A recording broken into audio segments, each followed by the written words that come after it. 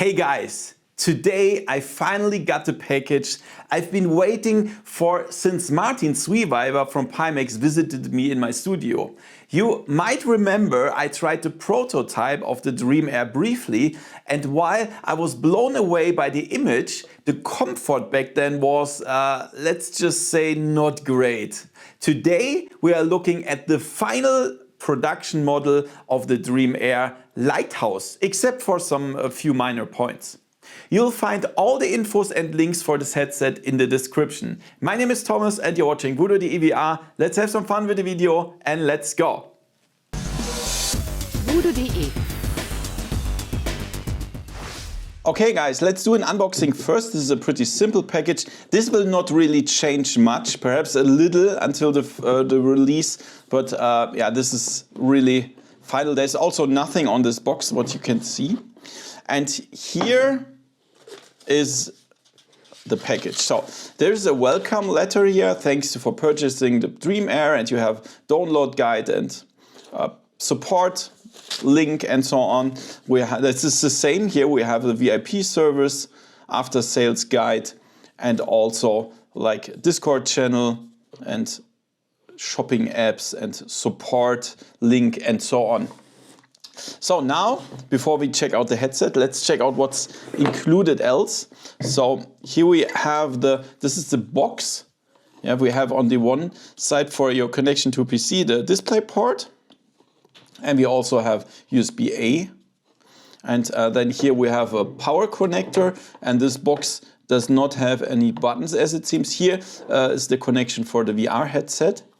And yeah, this is a button where you can release the cable from the headset. We have the power adapter with the different adapters for the countries. And that's a power adapter here where you can put that things. It comes here. And here's the cable from the headset. So this goes here, of course. And this is a cable. Yeah, it splits into two. That's pretty cool. So let's get this headset out. You see that? It splits into two. And that's really good because the weight is not on one side, but on both sides. Really good. You can release it here. You can remove it if you like, the head strap. Here are the sound slots. Here as well. You see that? And here from the front, really nice. You can see it here. Here's a button, power button, and here's volume, I think. Yeah. That's cool, and we can also remove this face gasket here. And here are the concave view lenses. Wow, really nice, love it. And here's also eye tracking. Yeah, so that was the unboxing. And let's check out how this performs. So let's talk about the status of the device and my first impression. So this headset here is the final version of the Dream Air with Lighthouse. There's also a SLAM version. But with a few small exceptions. The face foam is definitely more comfortable than the prototype I tried. But it's not quite the final design yet. The head strap is currently the flat fabric version. Pimax calls this the 2D one, but the 3D version will follow soon. Pimax will ship the final foam and strap to all customers for free later on. Also, the link box is getting a small update. One thing I noticed, the Pimax logo on the front is peeling off slightly by 0.5 millimeter on both sides. This is weird. Pimax should probably fix that, but of course it's absolutely no drama. When you unbox the headset, the weight immediately stands out. 288 grams, including the head strap. It is so incredibly light that you wonder where all the technology is hidden. So the headset is tethered, which means your PC does all the work. That's important. No standalone. The included cable from the back of your head to the PC, including the box, is 4.80 meters or 15.7 feet long. That's enough for most setups and hardly bothers me while playing, although I wish it was a tiny bit longer because I can't quite reach the other side of my room. I really like the fact that it's a Y cable going, or a split cable going to the back on both sides of your head, because the weight is very well balanced now. So what about the setup and software? When you set up the headset, you use the Pimax Play software. I wouldn't say it's made for absolute beginners, because there are so many settings, from tracking and room setup to brightness, eye tracking calibration, IPD control, FOV, image quality, upscaling, dynamic foveated rendering, smart smoothing, and so on. You can definitely spend a lot of time in there. However, theoretically, you can just leave everything as it is and it works too. But it's important not to choose a resolution that is too high, otherwise even the strongest PC might struggle. For example, in SteamVR, it renders a resolution of 5188 by 4168 if you set the image quality to high in Pimax Play, which is pretty extreme, right? So let's get to the heart of it, the Sony Micro-OLED displays. We have a resolution of 3840 by 3552 pixels per eye, at up to 90 Hz native. Guys, I'll tell you honestly, this is absolutely brilliant. The colors are perfect. I've rarely seen such good colors in VR. The black levels are spot on, typically for OLED. If something is supposed to be black, it's really black. You can't see the screen door effect at all anymore because of the extreme high resolution. Even tiny text is crystal clear and perfect readable. This is of course perfect for simulations where you need to read the smallest instruments in the cockpit. In terms of ghosting or Mura, I didn't notice anything negative. I mean, of course, if you move the head very fast, there's always a little bit of blurry or something, but it's normal. So the image looks very clean, but keep in mind, especially these 2 points are always a very individual thing. Everyone perceives it a bit differently, but for me, absolutely good. What might bother some people is the lower brightness compared to the QLED displays and their lenses. You do notice that's a bit darker, but for me, it's still more than enough. Guys, if you enjoyed the video so far, please give me a thumbs up, subscribe to the channel and hit the bell so you don't miss anything. Also check out my website VoodooDE-VR.com for the latest news, discounts and sales. So moving on to the optics, lenses, sweet spot and FUV. So Pimax is using concave view pancake lenses here. What I noticed immediately, the sweet spot is very large. You don't have to wiggle the headset around forever until the image is sharp. Also the edge-to-edge clarity is really good. Yes, there's slightly a little bit of God rays when you have very bright objects on dark background, but they aren't annoying at all and much better than on many other headsets. You can also see some slight chromatic aberration at the edges the further you are away from the lenses with your eyes. However, I didn't find that annoying either. The binocular overlap, so the area both eyes see at the same time, is fine for me. I felt comfortable right away and the 3D depth effect that was really good. But again, this is very individual. Just like the field of view. According to my measurement with my head, my eye shape and so on, it's still, just like the prototype, at 100 degrees horizontal and 90 degrees vertical. That might sound low at first, but for such a tiny headset, it's actually quite decent compared with my other values from other headsets. But guys, I still felt like I could get even closer to the lenses, but the facial interface doesn't allow it. So Pimax could improve that a bit in my opinion. In the Pimax Play software, you're supposed to be able to adjust the FOV between 103 and 120 degrees soon with different profiles. I'm curious to see how clean that will look, but I couldn't try it yet. Okay, let's talk tracking and controllers. I'm testing the Lighthouse version here. This obviously means fully compatibility with all Lighthouse accessories. So if you already have Valve Index controllers or use full body tracking with Vive trackers, it all works perfect together.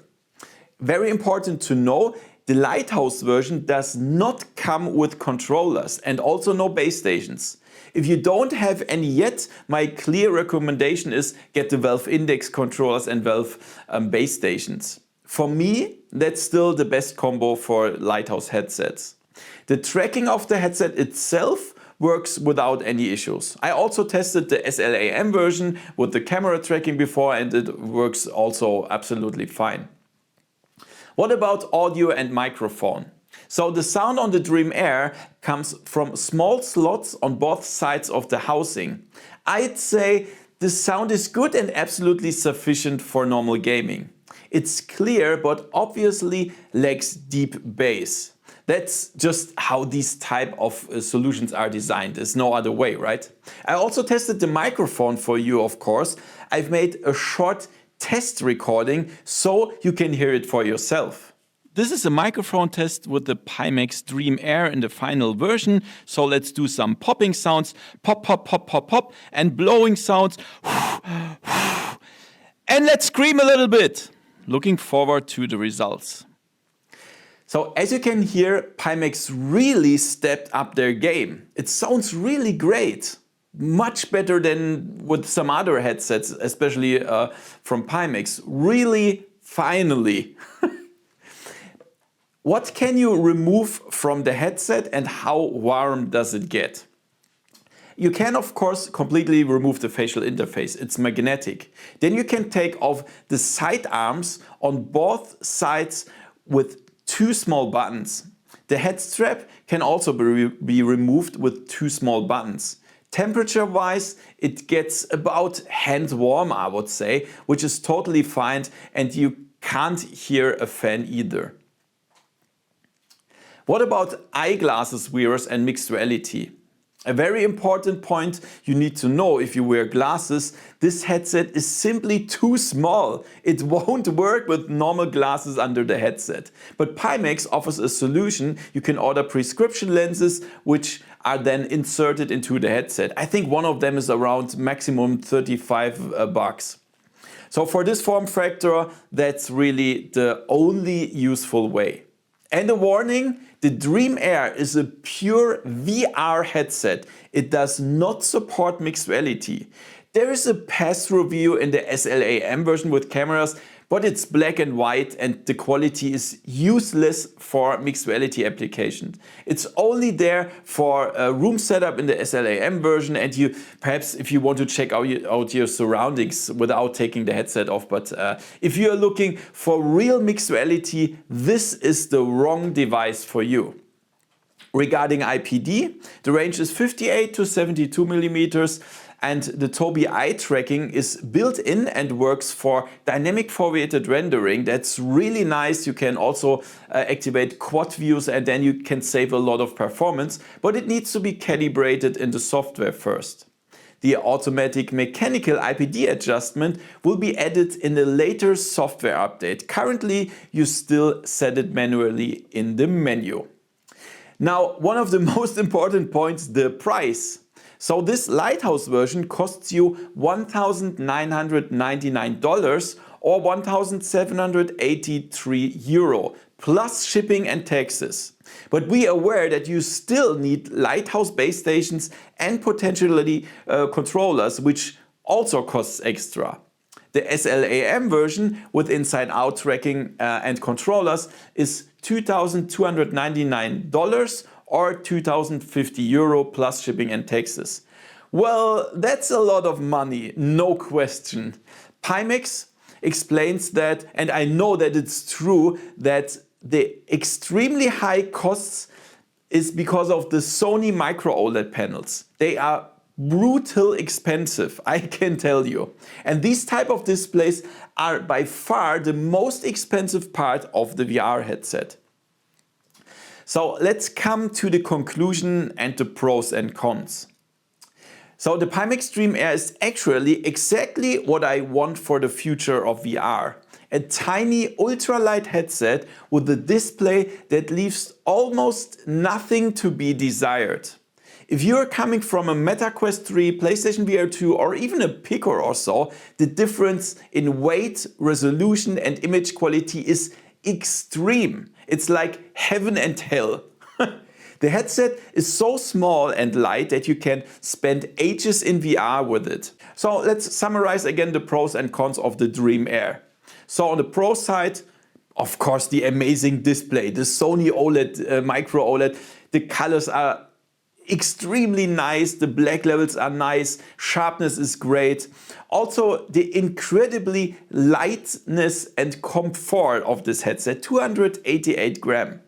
This is crazy. And also the lenses, they are great with a large sweet spot, and we have also with this device here full Lighthouse compatibility with full body tracking and things.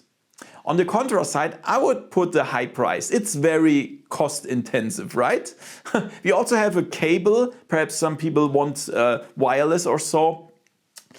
It's a little bit darker than the QLED version, still fine, but I wanted to tell it to you. And for eyeglasses wearers, you will need extra lenses. And also there is absolutely no mixed reality.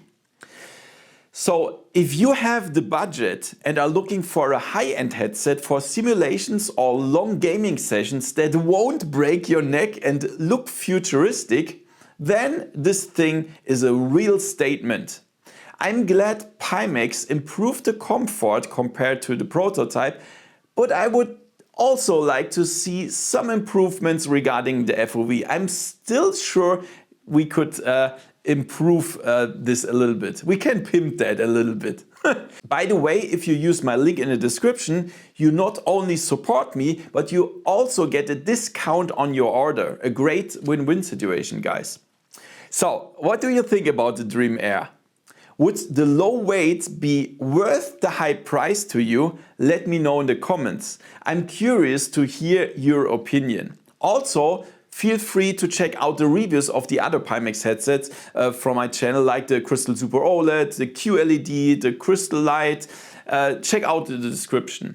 Thank you so much for watching. Consider to get channel member with many benefits. Link is in the description. Give me a thumbs up, subscribe, hit the bell, and as I said, visit my website VoodooDE-VR.com, where you can find everything in text form plus many other cool things. Thank you for watching and see you next time in virtual reality. See ya! VoodooDE